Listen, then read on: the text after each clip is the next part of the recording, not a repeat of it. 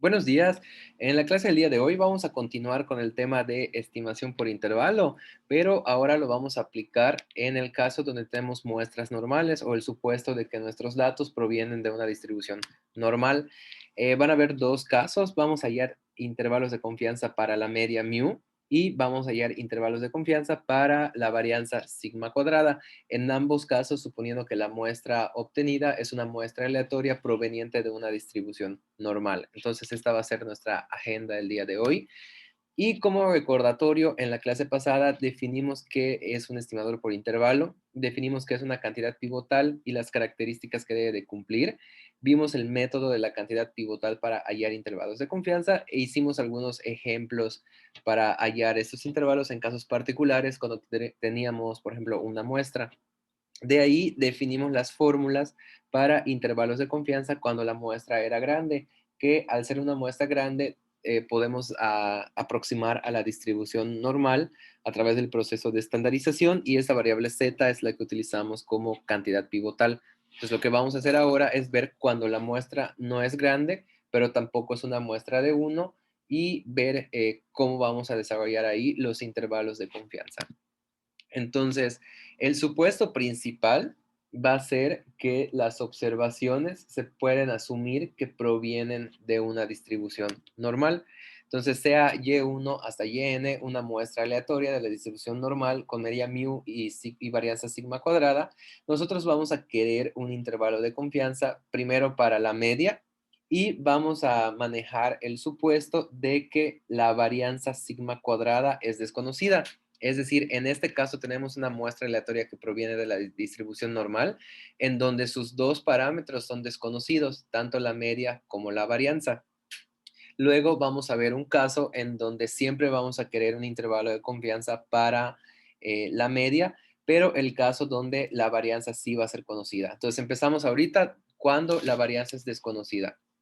Entonces, como estamos interesados en la media, nuestro estimador teta es igual a la media muestral. Este sería el estimador puntual que hemos visto en la unidad anterior.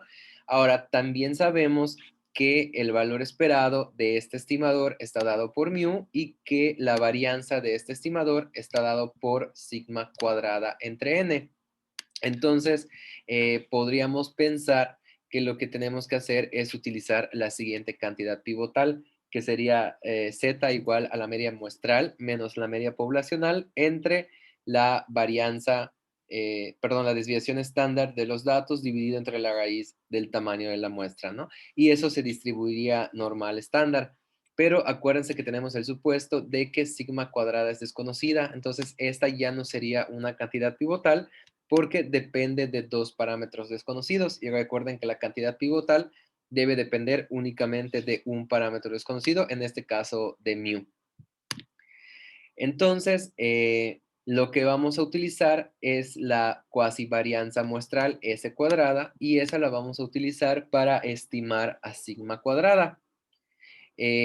Ahora, como alternativa, podemos definir a la variable t exactamente igual a como definimos la variable z previa, con la única diferencia de que en lugar de que utilicemos sigma o la desviación estándar, vamos a utilizar s o la desviación estándar muestral.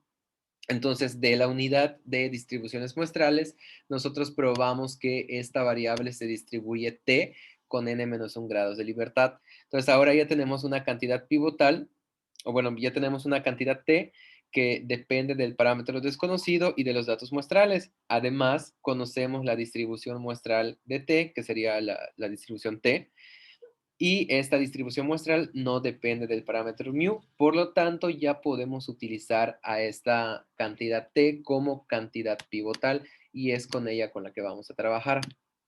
Ahora lo que queremos encontrar son valores de a y b, tal que la probabilidad de que la cantidad pivotal esté entre a y b sea igual a 1 menos alfa. Si nosotros nos fijamos en la forma de la distribución de la t, vemos que es simétrica y entonces lo que haríamos es delimitar la cola inferior y la cola superior para obtener intervalos de confianza bilaterales. Entonces estaríamos dejando alfa entre 2 de probabilidad en la cola superior y otro alfa entre 2 de probabilidad en la cola inferior. Entonces podríamos decir que A sería el cuantil menos T alfa entre 2 y B sería el cuantil de la distribución T con probabilidad alfa entre 2. Y con esto ya trabajamos. Para efectos prácticos vamos a denotar el cuantil alfa entre 2 de una distribución T con n-1 grados de libertad como esto que vemos aquí. Va a ser T subíndice alfa entre 2, n-1. Un n-1 denota los grados de libertad. Entonces, la probabilidad que queremos es que, bueno, estamos definiendo que esta probabilidad de aquí va a ser igual a 1 menos alfa. Entonces, lo que tendríamos que hacer ahora es el mismo procedimiento que habíamos visto antes. Tenemos que despejar al parámetro desconocido mu. Entonces, lo primero que podríamos hacer es que esta s entre la raíz de n la podemos mandar, acá está dividiendo, pues la pasamos multiplicando de ambos lados y nos queda solo y menos mu. De ahí podemos pasar la y a cada uno de los lados de las desigualdades y nos quedaría esta probabilidad en términos de menos mu. Entonces ahora bastaría con hacer un cambio de signo para que lleguemos a esta probabilidad. Entonces ya tendríamos que la probabilidad de que el parámetro mu se encuentre entre estos dos valores es 1 menos alfa, que esto estaría dado por el nivel de confianza deseado. Por lo tanto, el intervalo de 100% por 1 menos alfa de confianza para mu va a estar dada por estas expresiones que nosotros vemos aquí. Sería la media muestral menos el factor de probabilidad de la distribución t o el cuantil de la t por la desviación estándar del estimador de la media. Y del otro lado, exactamente lo mismo, solo que en lugar de restar es una suma. Entonces podemos expresar el intervalo de esta forma y así es como nosotros estaríamos calculando intervalos de confianza para la media de una muestra aleatoria que proviene de una distribución normal cuya varianza es desconocida. Eh, Como ejercicio tenemos hallar los intervalos unilaterales para mu, proveniente de una muestra aleatoria de la distribución normal, donde sigma cuadrada es desconocida con un coeficiente de confianza de 95%. Entonces, eso es fácil, realmente solo tendríamos que seguir el mismo proceso que hicimos aquí, solamente que para un solo lado. Entonces, los intervalos resultantes serían justamente los intervalos que determinamos aquí, solamente que como ya no son bilaterales, la probabilidad que vamos a estar dejando, ya sea en la cola inferior o en la cola superior, sería de 0.05, ya no de 0.05 entre 2. Entonces, estas serían las fórmulas para los intervalos de confianza unilaterales. Ahora bien, vamos a ver el mismo caso, una muestra aleatoria y1, y2 hasta yn de una distribución normal con media mu y varianza sigma cuadrada. Y en este caso lo que queremos es un intervalo de confianza para la media mu, pero aquí vamos a tener que sigma cuadrada sí es conocida. Entonces, en este caso es seguir el mismo procedimiento anterior, solo que ahora, como sí se conoce el valor de sigma cuadrada, entonces ya no utilizaríamos la cantidad pivotal t, sino que utilizaríamos la cantidad pivotal z, que era la que habíamos definido inicialmente, porque ahora pues ya conocemos sigma. Entonces, esta cantidad ya sabemos que se distribuye normal estándar y solo depende del parámetro desconocido mu y está en función de los datos muestrales. Entonces, análogamente al procedimiento que seguimos para la distribución T, la distribución normal igual es simétrica, es como la T. Entonces, los intervalos de confianza estarían dados por esta expresión de aquí, que es justamente la misma que utilizamos para los intervalos cuando la varianza era desconocida, solamente que ahora, en lugar de utilizar la distribución T, utilizamos la distribución Z o normal estándar, y en lugar de utilizar la S, utilizamos la sigma. Los intervalos unilaterales, del mismo modo, estarían definidos igual, solamente que la Z la alfa, perdón, ya no la dividiríamos entre dos, sino que sería directamente el valor de confianza o el nivel de confianza deseado. En este caso, si es 95%, pues sería 0.05 nada más. Obsérvense, nótese que en los intervalos bilaterales es donde dividimos el alfa entre 2 y en los intervalos unilaterales es donde no dividimos el alfa entre 2. Entonces, algunas conclusiones son que por las características de la distribución T, o bueno, ese es un resultado que luego se aplica bastante, por características de la distribución T y la distribución normal estándar, cuando el tamaño de la muestra crece, la distribución T tiende a aproximarse a la distribución normal estándar. En consecuencia, si la muestra es lo suficientemente grande, para el intervalo de confianza de mu, cuando sigma es desconocida, podría calcularse con el factor de probabilidad de la distribución normal estándar en lugar de la distribución t, que sería el caso que habíamos visto en la clase anterior. O sea, si aunque sigma sea desconocida, como la muestra es grande, la distribución t se aproxima a la distribución normal estándar. Luego entonces podemos utilizar la probabilidad perdón, el cuantil de la normal estándar. El tamaño de muestra grande no es una regla universal. Algunos autores manejan como tamaño de muestra grande cuando n es mayor que 20, otros cuando n es mayor que 25 y otros cuando n es mayor o igual que 30. Nosotros consideraremos un tamaño de muestra grande como n mayor o igual que 30. Entonces vamos a ver un ejemplo. Nos dice que un fabricante ha inventado una nueva pólvora que fue probada en 8 proyectiles.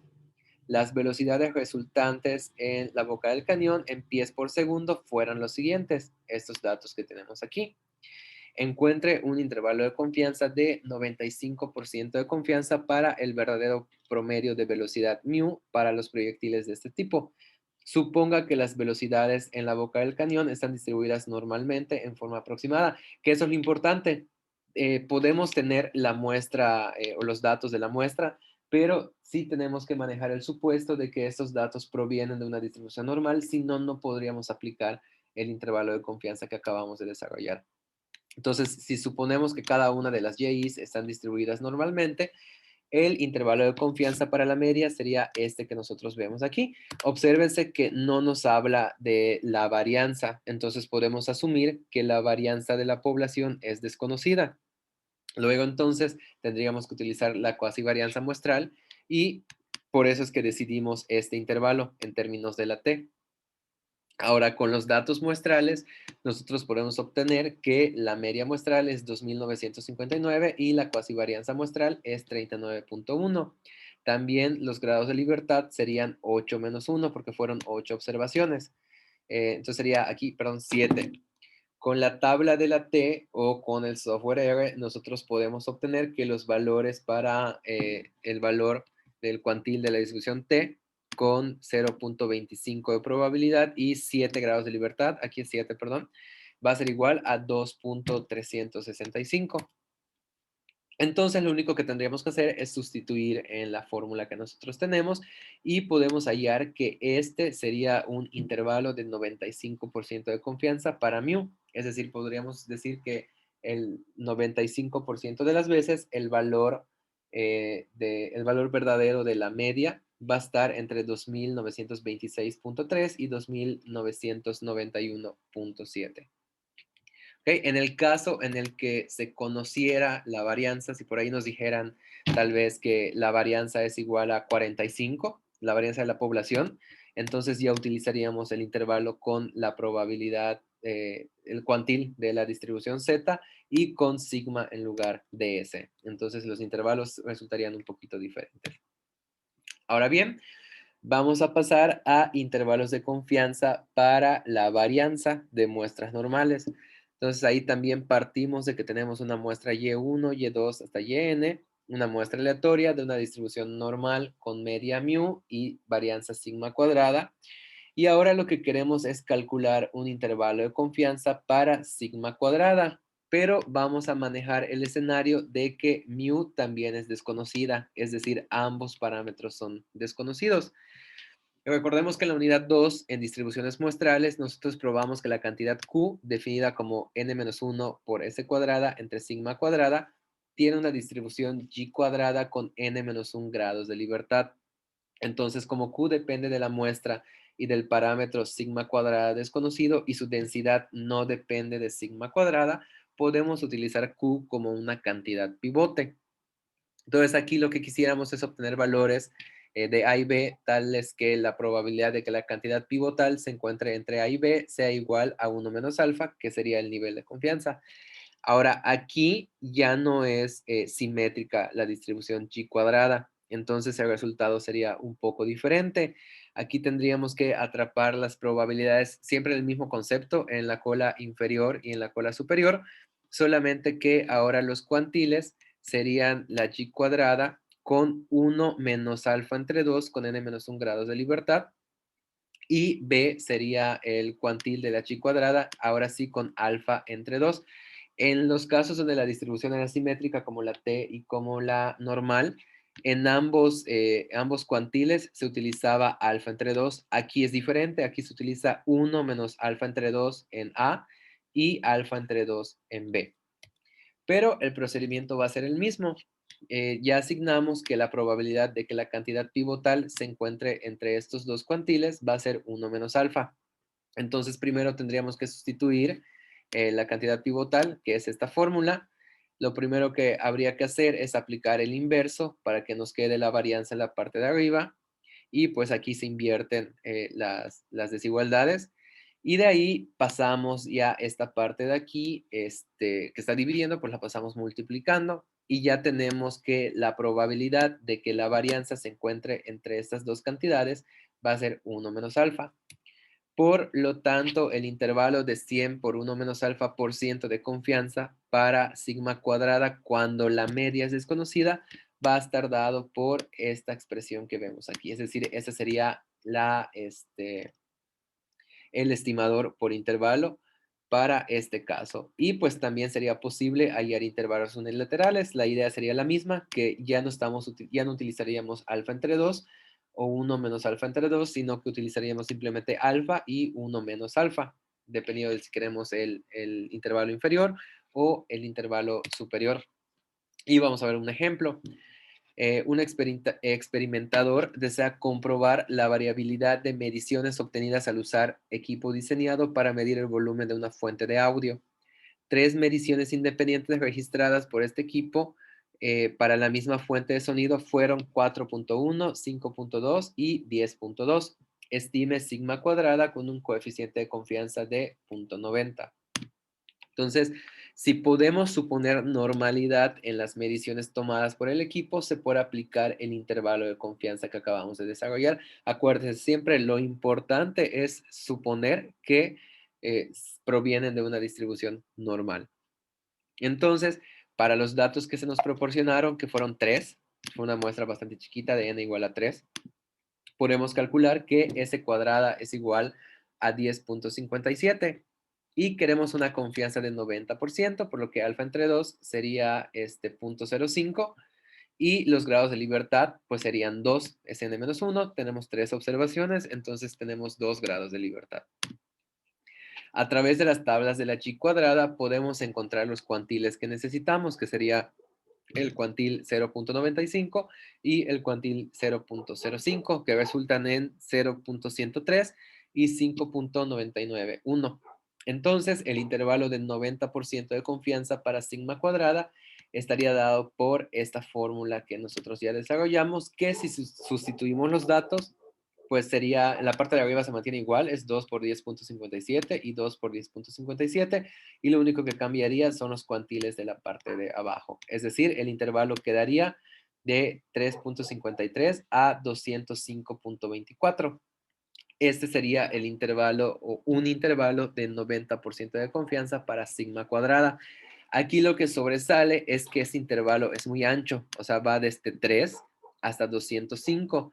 Esto se debe principalmente porque el tamaño de muestra n fue muy chico, pero ya vimos el procedimiento que tendríamos que seguir para asegurar una precisión en la varianza. Entonces, si incrementamos el tamaño una precisión en la estimación. Entonces, si aumentamos el tamaño de n, ese intervalo se va a ir quedando más pequeño. En este caso, como fue n igual a 3, pues resulta un intervalo muy ancho.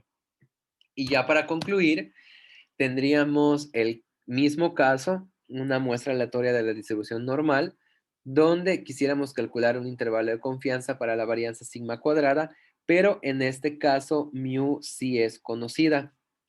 Entonces, recordemos que esta cantidad pivotal es la que vimos previamente, se distribuye chi cuadrada con n-1 grados de libertad, pero en la fórmula de la s cuadrada la estamos definiendo o se define como la sumatoria de las yi's menos la media muestral al cuadrado entre n-1. Ahora, sí, como nosotros no conocíamos la media, utilizábamos a la media muestral, pero si ya conocemos a la verdadera media poblacional, entonces esta cantidad cambiaría a y menos i, la sumatoria de y menos mu entre sigma cuadrada, que sería, pues aquí podemos cancelar el n-1 con el n-1 y nos queda solamente esta división. Entonces, esta nueva cantidad pivotal se distribuye chi cuadrada, pero ya con n grados de libertad, ya no con n-1. En consiguiente, aquí, perdón, es al cuadrado. Tanto en esta fórmula como en esta, es al cuadrado. Entonces, siguiendo exactamente el mismo proceso, podemos llegar a que el intervalo de 100 por 1 menos alfa por ciento para sigma cuadrada, cuando la mu es conocida, va a estar dada por esta expresión de aquí. Sería las sumatorias, pues, de las diferencias cuadradas entre el cuantil, alfa entre 2 con n grados de libertad, y la sumatoria de las diferencias de cada una de las observaciones al cuadrado entre el cuantil 1 menos alfa entre 2 con n grados de libertad, que es algo similar al que habíamos visto en el caso donde la media era desconocida. Entonces, por esto, eso es todo para la cuestión de media y varianza. Ahora lo que sigue, lo que vamos a ver en la siguiente clase, vamos a agregar el intervalo de confianza para proporciones y vamos a ver los intervalos de confianza para más de un parámetro. Hasta ahorita lo que hicimos fueron intervalos de confianza para un solo parámetro, para la media o para la varianza. Ahora los que hacen falta por ver son para dos parámetros, es decir, vamos a comparar diferencias de medias y luego vamos a comparar varianzas y también vamos a comparar diferencias de proporciones, pero esto va a ser para la siguiente clase. Entonces, de momento, eso sería todo. Hasta aquí lo dejamos y nos estamos viendo en el siguiente video.